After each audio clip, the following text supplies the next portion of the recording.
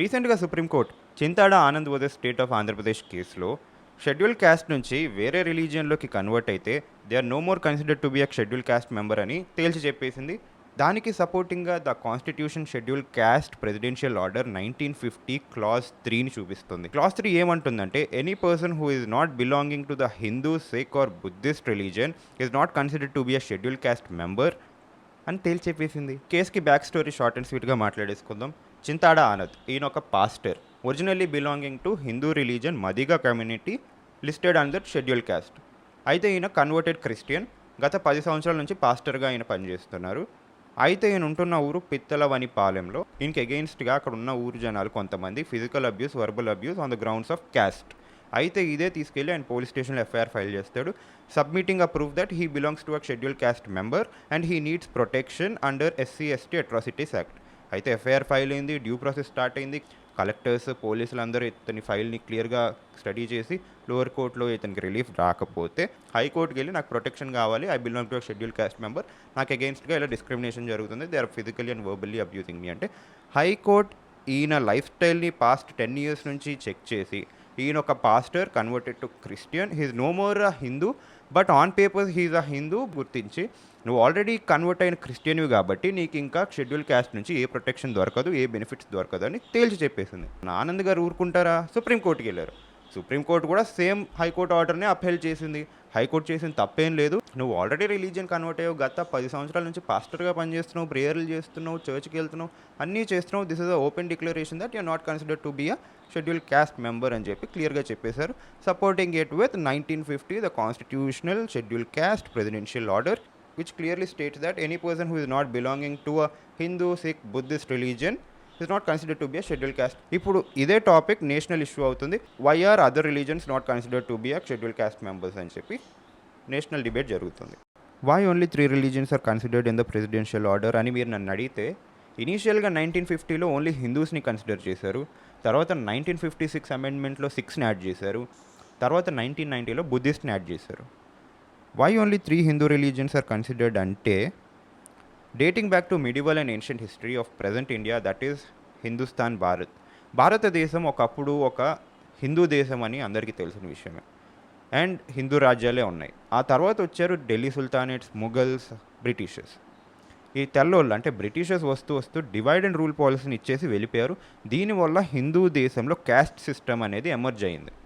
దీనివల్ల వచ్చిన క్లాసిఫికేషన్సే ఇప్పుడున్న క్యాస్ట్ సిస్టమ్. అందులో ద మేజర్లీ ఎఫెక్టెడ్ క్లాసెస్ ఏవి అంటే the depressed classes, the untouchability and then Dalits. మరి వీళ్ళని కాపాడాలి కదా, because they are majorly affected. So the constitution makers and the constituent assembly members were well aware of the fact that depressed class వాళ్ళకి చాలా అంటే చాలా అన్యాయం జరిగింది, they need to be protected in near future అని చెప్పి there started the origins of schedule castes and schedule tribes. చరిత్ర మొత్తాన్ని తిరిగేసి చూస్తే it is factually proven that Hindu, Sikhs, Buddhist రిలీజియన్లో ఈ క్యాస్ట్ సిస్టమ్ అనేది ఆరిజినేట్ అయింది. అందులో మేజర్గా ఎఫెక్ట్ అయిన క్లాసెస్ కూడా ఉన్నాయి. వాళ్ళని ప్రొటెక్ట్ చేస్తూ the constitution makers and the constituent assembly members made sure that వీళ్ళకి ఫ్యూచర్లో ఎలాంటి ఇబ్బందులు కలగకూడదని చెప్పి క్యాస్ట్ సిస్టంలో కొన్ని బెనిఫిట్స్ యాడ్ చేశారు.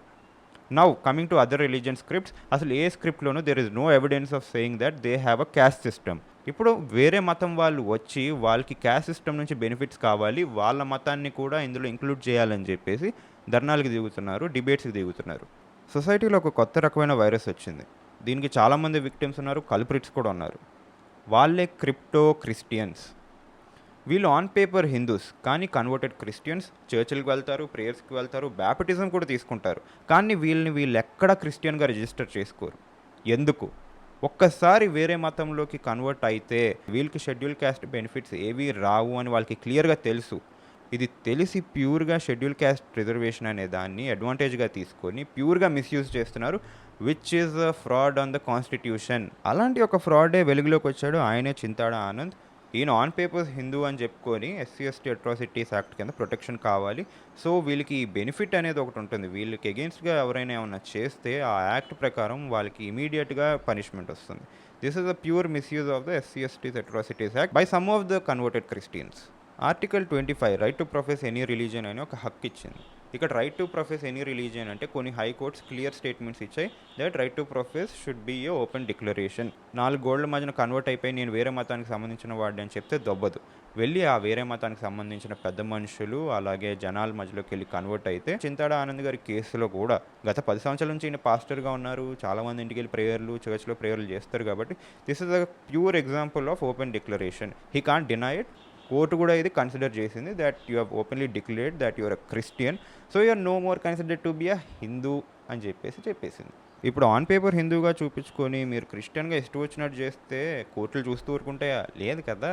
ఇప్పుడు 2 పడవల మీద కాలు పెట్టి ప్రయాణం చేస్తా అంటే దొబ్బదు. అలాగా 2 ఇలా వెళ్తున్నాయి, మధ్యలో ఉంటే చినిగిపోద్ది లేదంటే మునిగిపోతారు. మీకు హిందూగా షెడ్యూల్ క్యాస్ట్ బెనిఫిట్స్ కావాలి, క్రిస్టియానిటీ కూడా ఫాలో అవ్వాలి. అవ్వా కావాలి బువ్వా కావాలంటే ఎలా? కోర్టులు అలా చూస్తూ ఊరుకోవు కదా. This is a classic example of misuse of SC/ST Atrocities Act and right to religion, and he is a fraud on the constitution. Caste is a birthright అని కొంతమంది చెప్తారు. No, caste is not a birthright. Caste is religion specific and occupation specific. నువ్వు చేసే పని నీ casteని decide చేస్తుంది. ఒక classic example చెప్తాను. విశ్వామిత్రుడైన ఆయన ఒక క్షత్రియ, కానీ he live to be a Brahmin. అందుకే ఆయన బ్రాహ్మిన్ కమ్యూనిటీలో చేర్చుకున్నారు. Your work decides what's your caste is. ఇప్పుడు ఈ ల్యాండ్ మార్క్ జడ్జ్మెంట్ వల్ల ఎవరైతే వేరే రిలీజన్లోకి కన్వర్ట్ అయ్యి but still Hindu schedule caste reservation benefits తీసుకున్నారో వాళ్ళకి అవన్నీ క్యాన్సిల్ అయిపోవాలి. ఆల్రెడీ మహారాష్ట్ర సీఎం ఫడ్నవీస్ గారు ఈ ఇనిషియేటివ్ తీసుకున్నారు దట్ ఎవరైతే వేరే రిలీజన్స్లో కన్వర్ట్ అయిపోయి ఇంకా షెడ్యూల్ క్యాస్ట్ బెనిఫిట్స్ తీసుకుంటున్నారో వెంటనే దాన్ని ఆపేయాలి and they should be cancelled and terminated అని చెప్పి క్లియర్ స్టేట్మెంట్స్ ఇచ్చేశారు. నా పర్సనల్ ఒపీనియన్ ప్రకారం ఆ రిజర్వేషన్ ఆపేయాలి. ఎందుకంటే బెటర్ లైఫ్ కోసమే వేరే రిలీజన్లోకి వెళ్ళిపోయారు, బికాజ్ వాళ్ళు ఉన్న రిలీజన్లో ఎక్స్‌ప్లాయిటేషన్ జరుగుతుందని. వేరే రిలీజన్లో మీకు బెటర్ లైఫ్ దొరుకుతున్నప్పుడు why do you want the benefits from your prior religion? ఇవాళ మనకి చింతాడ ఆనంద్ గారి గురించి మాత్రమే తెలుసు, కానీ ఇలాంటి వాళ్ళు ఇంకా చాలామంది ఉన్నారు. చాలా అంటే చాలామంది. You will be shocked and surprise to know that ఈ on paper Hindus and converted Christians ఎక్కడ పనిచేస్తున్నారో తెలిస్తే మైండ్ బ్లాక్ అయిపోతుంది. The most respected temples Simhachalam, Bhadrachalam, Srikalahasti, Mangalagiri, Ahobilam and the most respected and reputable in whole of India టీటీడీలో కూడా వీళ్ళు పనిచేస్తున్నారు. ఇప్పటి వరకు టీటీడీ ఒక 40 మంది కన్వర్టెడ్ క్రిస్టియన్స్ని పట్టుకుంది. ఇక్కడే 40 మంది ఉన్నారంటే ఇంకా వేరే టెంపుల్స్లో ఎంతమంది ఉన్నారో మీ ఊహకే వదిలేస్తున్నాం. And a much more shocking reality, 2011 census ప్రకారం ఆంధ్రప్రదేశ్లో 2.5% కంటే తక్కువ మంది క్రిస్టియన్ పాపులేషన్ ఉన్నారని చెప్తున్నారు. But unofficial sources and surveys ప్రకారం this is not less than 25% అని చెప్తున్నారు. ఇది నేను చెప్పిన మాట కాదు. Ex MP present speaker mister Raghu Rama Krishna Raju గారు ఒక నేషనల్ టెలివిజన్లో ఇంటర్వ్యూ ఇస్తూ చెప్పిన స్టేట్మెంట్స్ ఇవి. The actual percentage of Christians as per the records in our states, Telugu states, it is hardly less than 2.5%. Can you believe it? But in reality, as per any statistics, it would be not less than 25%. As per the certificates, it is less than 2%. But in reality, the people who go to the churches and who regularly worship Jesus Christ are around 25%. మీకు ఒక statistical data ఇస్తాను, మీరు verify చేసుకోండి. Evangelical Lutheran Church of Andhra Pradesh members లిస్ట్లో 30 లక్షలకి పైగా Christians register అయి ఉన్నారు only in Andhra Pradesh. This is amounting to 6% of Andhra Pradesh population. సెన్సస్లో 2.5% ఉన్నారు వీళ్ళు, కానీ అన్అఫీషియల్గా ఇక్కడ 6% ఉన్నారు. Margin 3.5% crypto Christians are still roaming around అస్.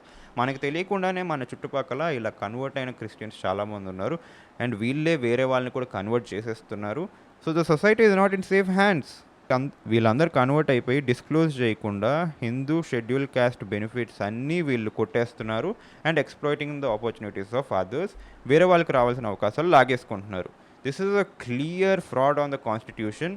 వెంటనే గవర్నమెంట్ దీని గురించి ఏదో ఒకటి చేయాలి. సెంట్రల్ గవర్నమెంట్ ఇలాంటి కన్వర్షన్స్ని ఆపడానికి యాంటీ కన్వర్షన్ లాని తీసుకురావాలి. అలాగే షెడ్యూల్ క్యాస్ట్ అండ్ షెడ్యూల్ ట్రైబ్స్లో ఎవరైతే కన్వర్ట్ అయ్యారో వాళ్ళందరినీ రికగ్నైజ్ చేసి రిజిస్టర్ చేయించాలి. దానికి ఒక రిజిస్ట్రీ బాడీ, ఒక రెగ్యులేషన్ బాడీ పెట్టాలి. అలాగే స్ట్రిక్ట్ స్క్రూటినీ ఉండాలి. లేదంటే 6% కాస్త 60% అయినా అవ్వచ్చు.